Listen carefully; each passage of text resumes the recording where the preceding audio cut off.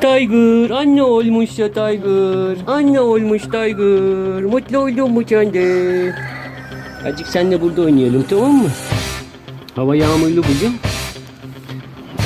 Sen beni mi yiyeceksin? Beni yeme. Beni yeme. Beni yeme. Beni yeme.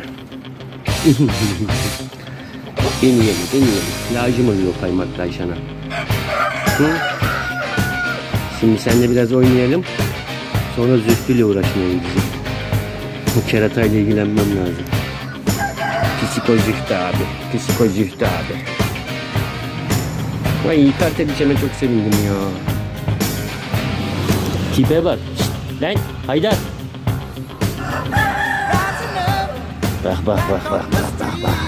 Ragıma bak. Tombul. Haydar. Hadi öpüyorum.